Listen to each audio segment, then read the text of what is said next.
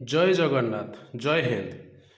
समघन संबंधी तथ्य आम जानिबा एवं प्रश्नर समाधान करिबा। जय जगन्नाथ। देख पिला माने समघन कौन?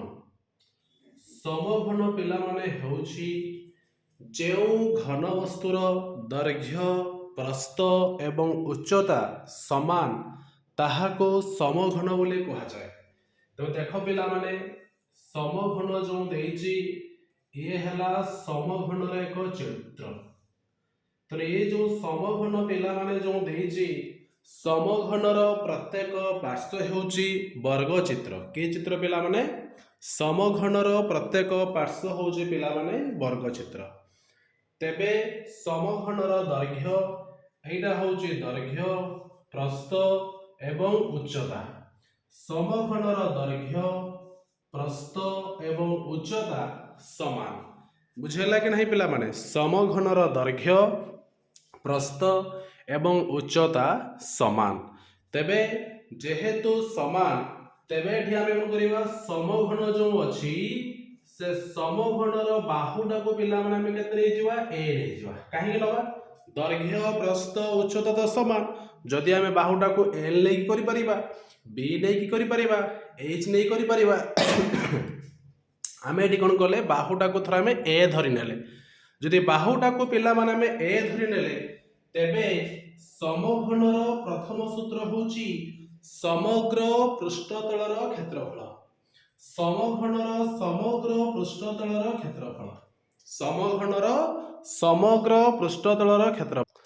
तेबे पिला माने समघनर समग्र पृष्ठतलर क्षेत्रफल होउची 6 स्क्वायर। केते पिला माने 6 स्क्वायर। काहे कि ना में बाहुटा को पिला माने ए नैचे तो 6 इंटू बाहुर स्क्वायर।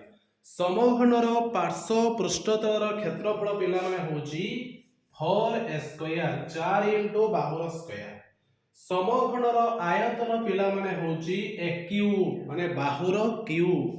आउ समघनर कर्ण सूत्र होउची √3 इंटू बाहु। √3 इंटू बाहु बामे लिखि परिबा √3 इंटू ए। √3 इंटू ए। तबे समघनर समग्र पृष्ठतलर क्षेत्रफल 6 स्क्वायर।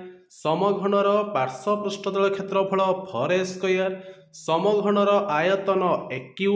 समघनर कर्ण होउची √3 इंटू बाहु एवं समघनर प्रत्येक पार्श्व पिला माने वर्ग चित्र तार दैर्घ्य प्रस्थ उच्चता होउची समान। देख पिला माने गोटे प्रश्न देइछि गोटिए समघनर प्रत्येक बाहुर दैर्घ्य पिला माने होउची 4 मीटर। केते मीटर? 4 मीटर। तबे मागिला ताहार समग्र पृष्ठतलर क्षेत्रफल केते, पार्श्व पृष्ठतलर क्षेत्रफल केते, आयतन केते आउ कर्ण मागिछि केते। तबे देख पिला माने से कोन देइछि हमको गोटे समघन देइछि जो समघनर बाहुर दैर्घ्य पिला माने देइछि केते, समघनर बाहुर दैर्घ्य पिला माने देइछि 4 मीटर। केते मीटर पिला माने देइछि? समघनर बाहुर दैर्घ्य पिला माने देइछि 4 मीटर। ताहले से मागिला हमको प्रथमे समग्र पृष्ठतलर क्षेत्रफल। समग्र पृष्ठतलर क्षेत्रफल। समग्र पृष्ठतलर क्षेत्रफल पिला माने 6 स्क्वायर। बाहुटा पिला माने जहा एटा को हमें नैचे कोन पिला माने बाहु। तबे एटा जहा बाहु हला सेया समघनर बाहु पिला माने केते पाइचे ना 4। ताहले समग्र पृष्ठतलर क्षेत्रफल 6 स्क्वायर। तो 6 इंटू ए हला 4 4 रो स्क्वायर। 6 इंटू 4 वर्ग 16। 1600 पिला माने होउची 96 वर्ग मीटर। ताहले एठी हमको कोन मिली गला? समग्र पृष्ठतलर क्षेत्रफल मिली गला। तापर देखो पिला माने आसुची पार्श्व पृष्ठतल। पार्श्व पृष्ठतलर क्षेत्रफल पिला माने होउची 4 स्क्वायर। तो 4 इंटू एटा होउची बाहु। बाहु पिला माने केते अछि ना 4। 4 रो स्क्वायर। तो 4 इंटू 4 रो वर्ग 16।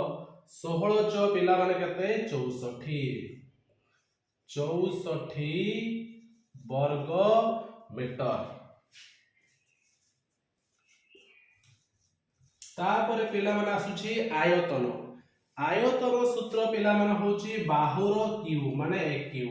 तो बाहुटा पिला माने 4 लेछे 4 रो क्यू माने 4 संख्याटा को हमें 3 थर गुणिबा 4 गुणन 4 गुणन 4 4 च 16 16 च पिला माने कते 64 घन मीटर।